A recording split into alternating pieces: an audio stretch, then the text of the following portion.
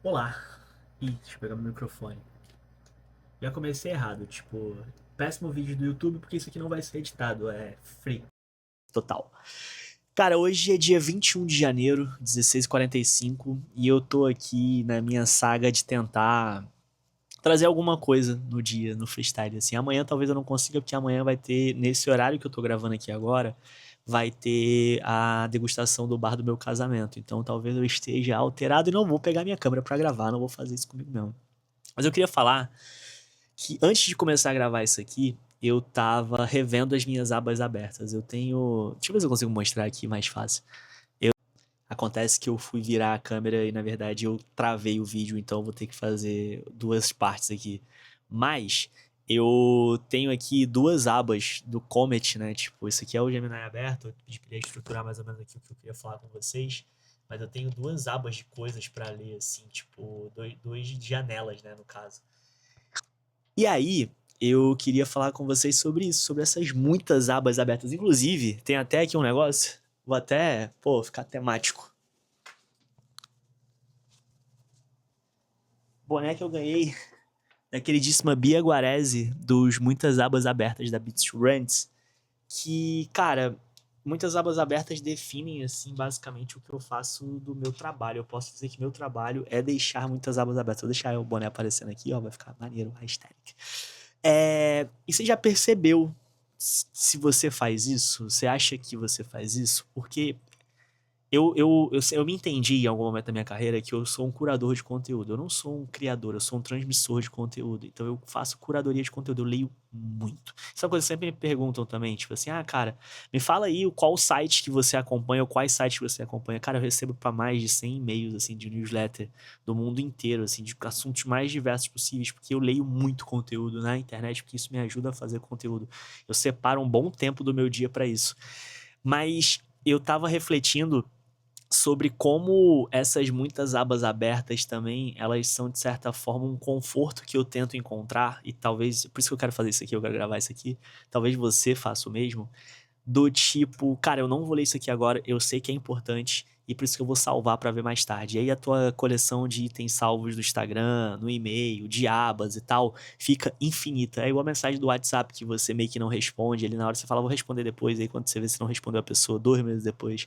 Enfim, é, e o quanto isso, esse salvar, esse deixar pra depois é reconfortante, assim, né? Porque você fica naquela do tipo assim, cara, eu vou ver isso um dia e aí vira aquele grande cemitério digital ali, aquela coisa que você nunca volta.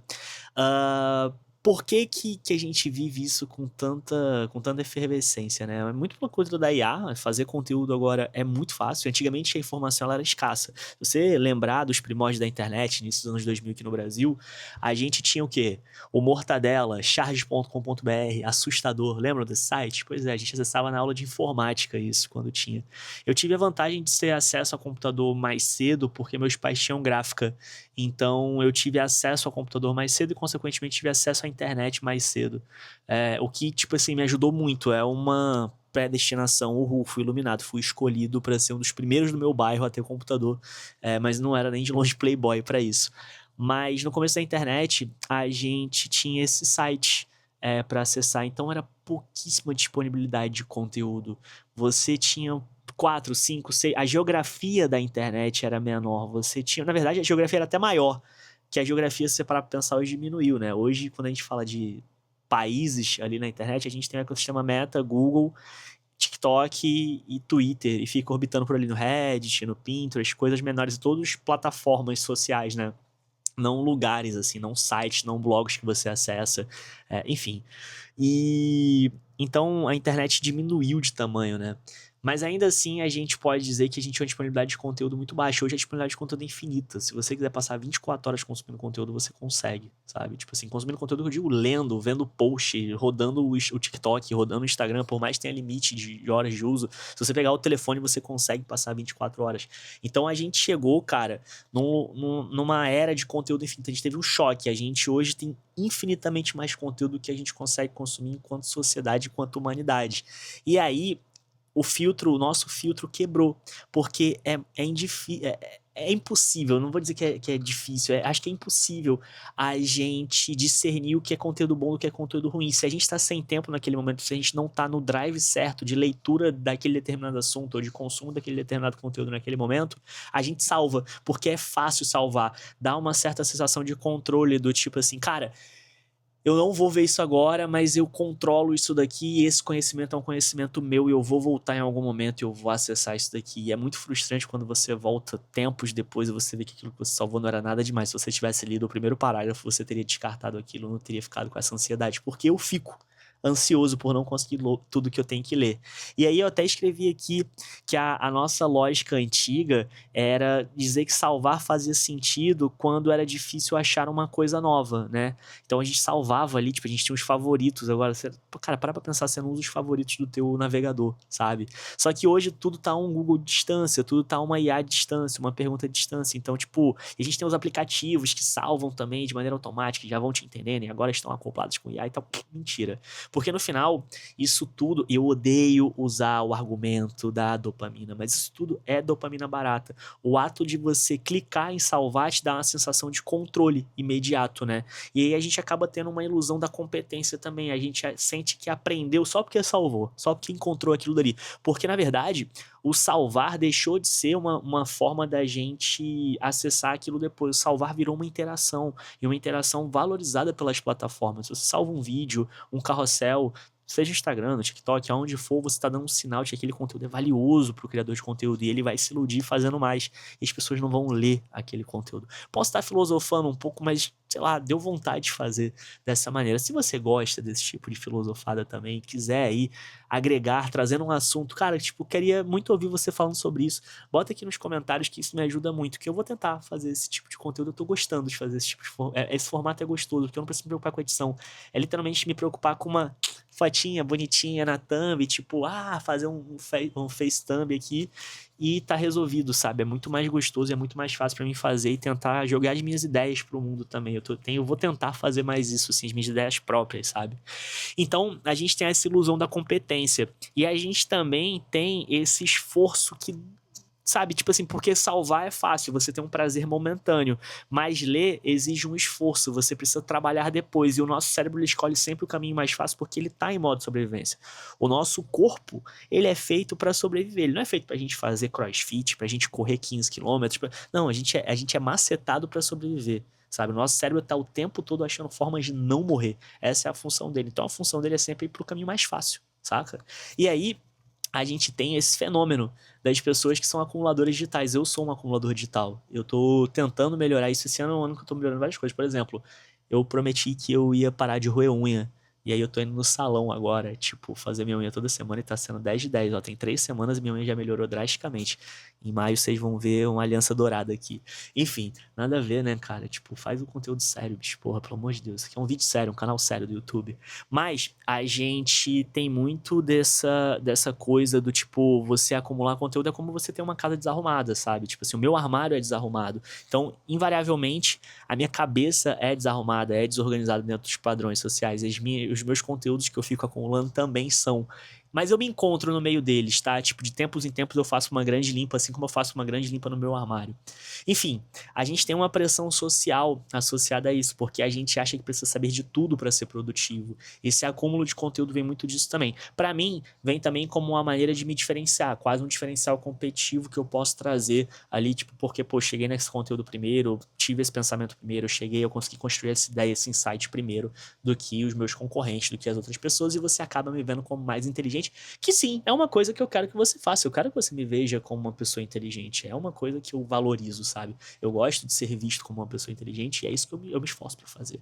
Então, a gente fica nessa mentira de ficar salvando conteúdo para falar que vai ler depois, para tentar se sentir inteligente ou para tentar se diferenciar em algum momento e passa o hype, porque a gente tá procrastinando ali de uma maneira estilosa, de uma maneira cool, sabe?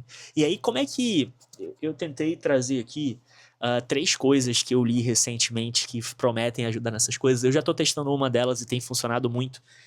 Mas eu vou falar a primeira, vai. A primeira regra é tipo assim, cara, a regra dos 2 minutos. Se eu consigo ler aquele e-mail, aquele artigo, aquele tweet, aquele assunto em 2 minutos, ele vale a pena ser lido na hora, eu não vou jogar pra depois. Uma outra coisa que eu tenho tentado fazer é, se eu deixo uma coisa salva, se eu deixo uma aba aberta, eu tento fechar uma mais antiga que eu sinto que eu não vou usar. Eu prefiro revisitar a mais antiga e ver se eu vou aproveitar ou não e deleto. No começo do ano agora, eu fiz um recap, cara. Eu peguei todos os meus salvos de Instagram, de TikTok, das abas abertas, de e-mail, que não sei o que e tal. Eu li e-mail. Cara, eu tava com 89 e-mails não lidos pra ler depois, assim. Tipo, eu tô só com 37 agora, tá? Tipo, ó, e porque já tem coisa desse ano pra deixar lá pra eu ler depois e tal. Então, tipo assim, é um bom repositório. Eu entendo, inclusive, que a minha lista, a minha biblioteca de conteúdo aqui, ela não é um to-do list, sabe? Tipo, ela é de fato a minha biblioteca de conhecimento. Mas vamos para a terceira dica, que eu acho que é a mais importante, que é ter uma agenda de leitura, sabe? Tipo, cara, eu trato como parte do meu trabalho, o consumo de conteúdo faz parte do meu trabalho. E uma coisa que tem me ajudado muito, cara, é o iPad. O iPad é muito bom para ler e-mail e tem uma coisa que tem no iPad, que eu não tenho no iPad, na verdade, e que tem me ajudado muito. Eu não tenho o WhatsApp no iPad. Então, tipo assim, vários momentos, tipo, que eu quero ler alguma parada, eu pego o iPad e vou pra sala, vou pra outro lugar, sento ali, faço um café e tal, e vou ler meus e-mails, vou ler os artigos que eu tenho que ler, vou fazer as coisas que eu tenho que compartilhar. Inclusive, é isso que tá me encorajando a fazer isso daqui também pra vocês, sabe? Tipo, essa agenda de leitura, essa agenda de conhecimento no meu dia, ela tem me ajudado muito. Então, pra gente fechar aqui, tipo, com uma virada de chave, eu botei aqui, eu falei, tem que ter uma virada de chave, tem que ter um plot twist. Cara, é você mudar a tua visão e parar de olhar essa lista como uma obrigação ou como uma dívida. Se você for essa pessoa que faz curadoria, essa tua lista não é um to-do list, sabe? Tipo, ela é uma lista que é uma biblioteca pessoal sua, é seu repertório, sabe? É assim que você vai criar. Agora, de tempos em tempos, faça essa higiene também para que você não seja visto como uma pessoa, tipo, sem modos, né? E, por último, a gente tem que entender que tem que ter uma aceitação da nossa parte. A gente nunca vai conseguir. Se você é como eu, se você se identificou com esse vídeo, você inclusive vai se inscrever no canal, vai ativar o sininho, vai deixar o teu like, vai deixar um comentário também com algum assunto que você quer falar aqui, que a gente pode trocar uma ideia. Mas se você é uma pessoa que se identificou com esse vídeo, você tem que entender que, tipo, é melhor ter um tesouro de referência do que não ter nada. Então, assim, entenda. Nós nunca vamos zerar a nossa lista de afazeres. Por isso que esse vídeo aqui dá pra você ficar ouvindo em segundo plano, quase um podcast e tal. Então, não se sinta culpado pelos livros não lidos, sabe? Tipo, eles são o seu tesouro, não o seu dever de casa. Olha que frase bonita, eu botei pra fechar aqui, botei uma aspa aqui, ó. Não se sinta culpado pelos livros não lidos. Ai, cara, na moral, gostei. Esse formato é muito bom, eu tô apaixonado pelo formato, mas me fala, você tá curtindo também esse tipo de vídeo? Tá fazendo algum sentido esse conteúdo? Me ajuda a te ajudar?